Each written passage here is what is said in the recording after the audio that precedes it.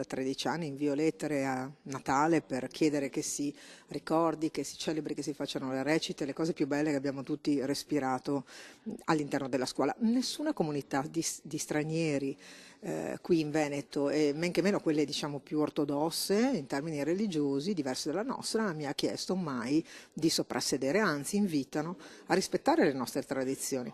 Nessun fedele di religioni diverse da quella cattolica si è mai mostrato offeso o contrariato dal presepe o da recite e canti natalizi nelle scuole venete. A farlo presente l'assessore regionale all'istruzione Elena Donazzan, che ha ricoperto la carica per gli ultimi 13 anni senza mai ricevere una sola segnalazione in merito.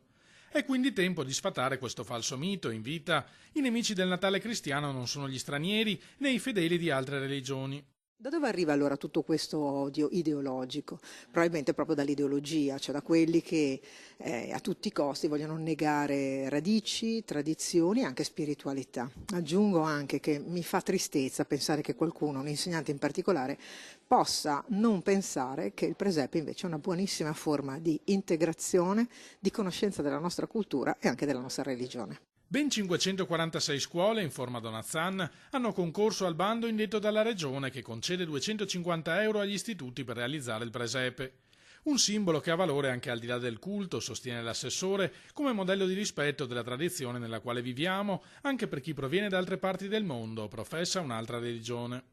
Mi sono commossa come tutti all'azione di quella bimba di 10 anni che ha detto: ma come la canzone di Natale prevede la parola Gesù, perché non possiamo dirla? I bambini sono più puri e anche più intelligenti di molti di noi.